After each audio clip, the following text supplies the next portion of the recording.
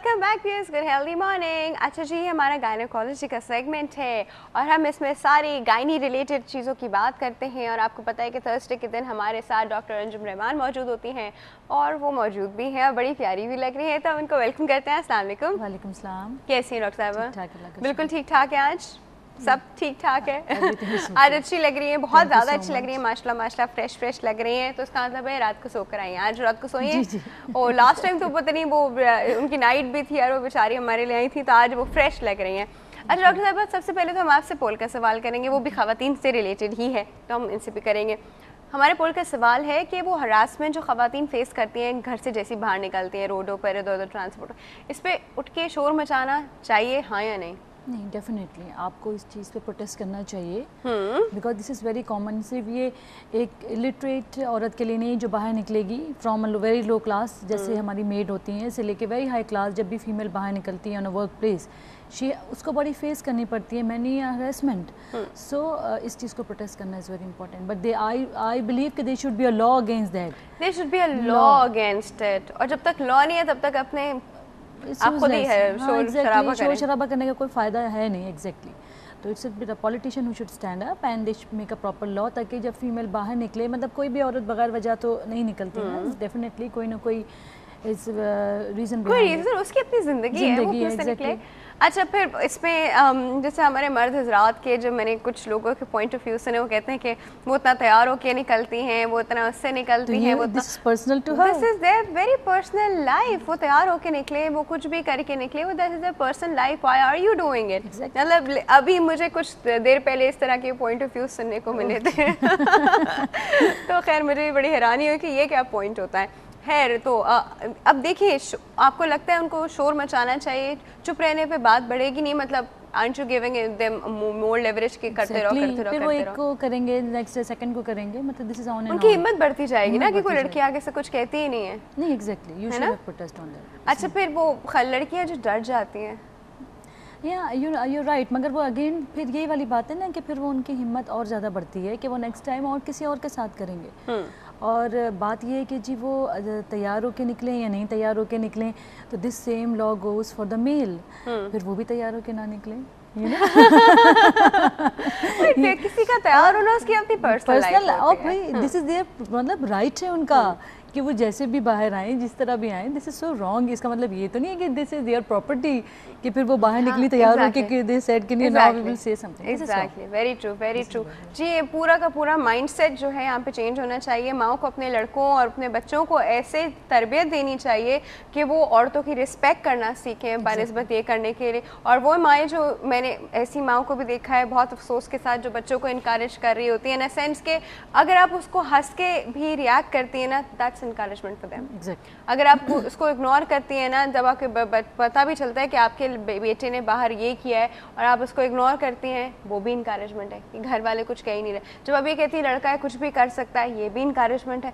ये सारी चीज़ें जो हैं वो इंकरेजमेंट की तरफ जाती हैं। ऐसा कुछ नहीं होता है, हमारे रिलीजन में ऐसा कुछ नहीं है, हमारी सोसाइटी में ऐसे कोई रूल्स नहीं है। अब यही बात अगर उनके अपनी बहनों पे आए तो फिर अपनी बीवियों पे आए तो फिर उनकी जान निकलती है। So you need to react इस तरह, जो आप इस तरह रिएक्ट करें कि वो आपके अपने घर के लिए भी हो, बाहर के लिए भी हो, ठीक। अच्छा जी, अब हम थोड़ा सा गायनी की तरफ आते हैं।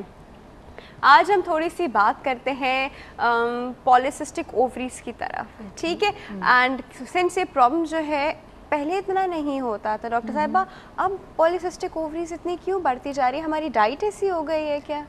नहीं, actually it's a genetic abnormality. It's genetic abnormality. Usually families में रन करती है, nothing to do with the diet, but no doubt obesity, मोटापा, इसमें बिकॉज ऑफ हार्मोनल इम्बैलेंस की वजह से होता है। और अगर पेशेंट डाइट को कंट्रोल ना करे, junk food and all these things are very common, तो वो इस चीज़ को बढ़ाता है ज़्यादा। इट माइट बी कि ज़ाहिर है कि अब डाइट ऐसी हो गई है कि लोग ज़्यादा ओबीस होते हैं, और बेसिकली ओबेसिटी की वजह से, obesity is one of the most important part of this disease, इसका बहुत इंपॉर्टेंट हिस्सा है। तो अगर वो पेशेंट लोग इसको कंट्रोल नहीं करते तो वो इस चीज़ को बहुत तेज़ी से बढ़ाता है।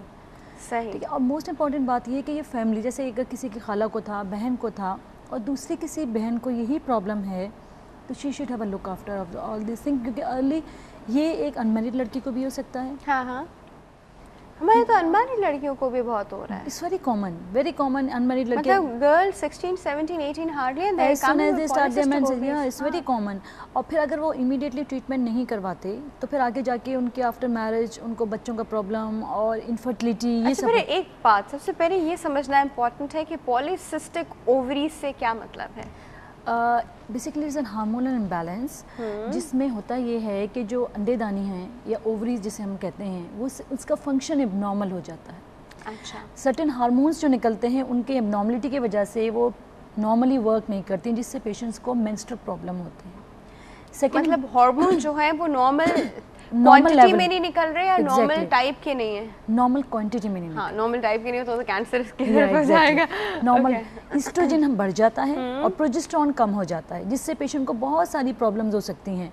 अच्छा। जैसे इवन अगर कंटिन्यूसली ट्रीटमेंट नहीं करे और वो ऑन एंड ऑन हो जाए उसके बाद भी पेशेंट को तो बहुत, अगर यूट्रस की वॉल्स पे वो इफेक्ट करे तो it can lead to cancer also. मतलब एक वेरी सिंपल चीज़, अगर आप इन टाइम नहीं करते तो आफ्टर लॉन्ग टाइम अगर यूट्रस की एबनॉर्मलिटी हो तो it can lead to cancer also. Okay, मतलब अगर इसको ट्रीटमेंट के बगैर छोड़ दिया जाए तो फिर मतलब ये क्या होता है, सिस्ट बन जाते हैं, सिस्ट बन जाते हैं, छोटे छोटे से सिस्ट बनते हैं। एक होती है बड़ी सी सिस्ट, इसमें अंडेदानी में छोटी छोटी सी सिस्ट बनती है बिकॉज वो नॉर्मली फंक्शन नहीं कर रही, नॉर्मल रप्चर नहीं हो रही और वो ओवरीज का नॉर्मल फंक्शन हो नहीं रहा जो होना चाहिए।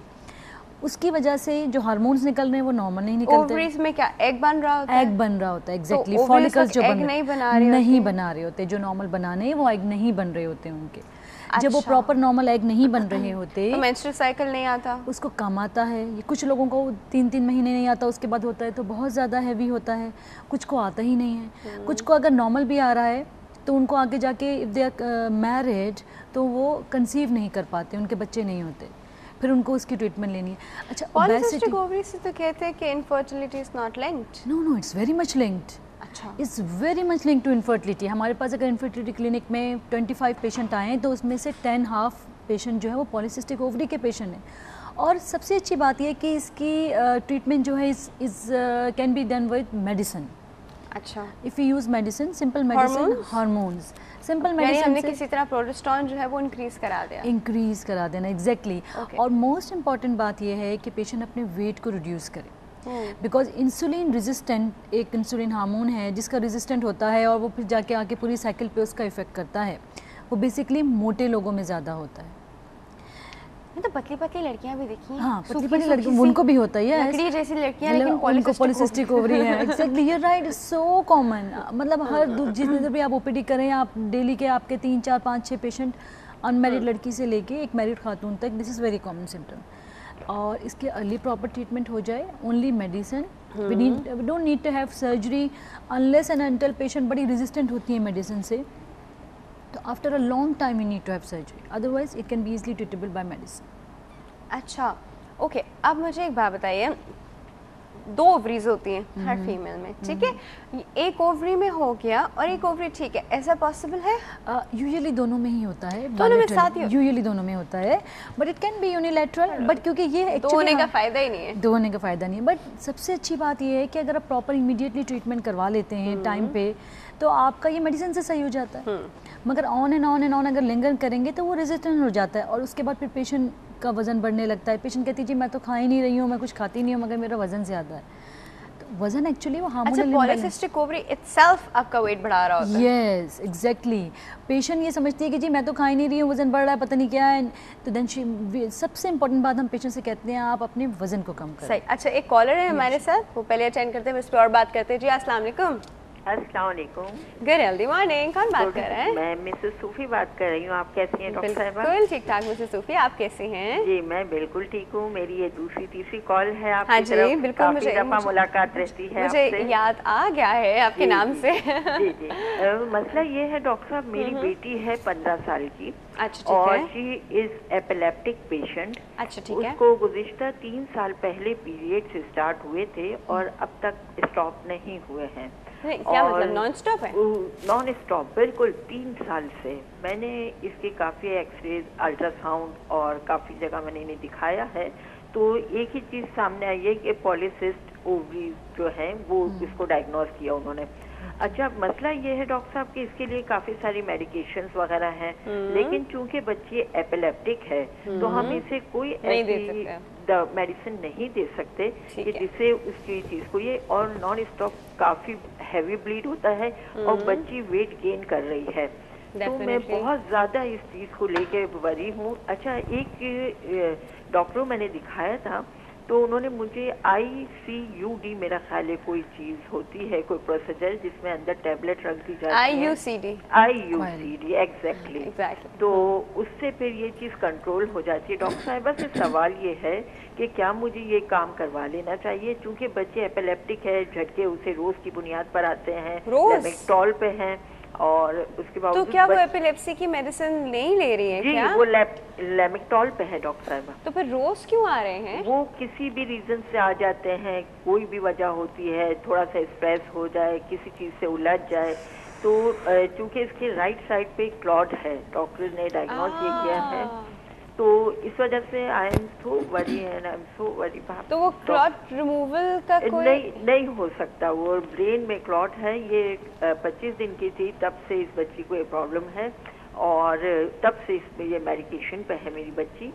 तो अब मसला ये है कि लाजमी बात है, 7 डेज हमारे लिए बड़े होते हैं, तो ये 3 साल से मेरी बेटी भुगत रही है, और मैंने बहुत जगह इसको दिखाया है डॉक्टर्स को। इसकी रिपोर्ट्स मैंने लंदन भी भेजी हैं, तो वहाँ से भी यही जवाब आया है कि चूंकि ये एपिलेप्टिक है तो हम कोई ऐसे एबनॉर्मल हार्मोन्स या कुछ ऐसी चीज इसको नहीं दे सकते, क्योंकि वो फिर ब्लड में क्लॉट पैदा करेंगी या फिर दूसरी डेफिशिएंसीज सामने आएंगी।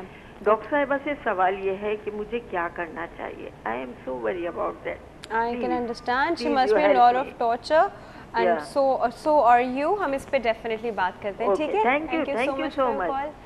ये तो जी बड़ा ही खतरनाक किस्म का मसला है, इन सेंस कि आई थिंक उनको एपिलेप्सी का वो पड़ भी उसी क्लॉट की वजह से रहा है, उस क्लॉट का कुछ किया नहीं जा सकता। प्रॉब्लम इज दिस कि हम इनको हार्मोन्स पे इसलिए नहीं डाल सकते कि इनको ऑलरेडी क्लॉट है, बट द सिंपल रेमेडी कि she can go for drilling. मैंने जैसे आपको बताया कि कुछ ऐसे पेशेंट होते हैं जिनको हम मेडिसिन से ट्रीट नहीं कर पाते, तो उनके फिर सर्जिकल ट्रीटमेंट होती है, और it's a very day care surgery जिसमें we just drill the ovaries and patient on the same day can go home.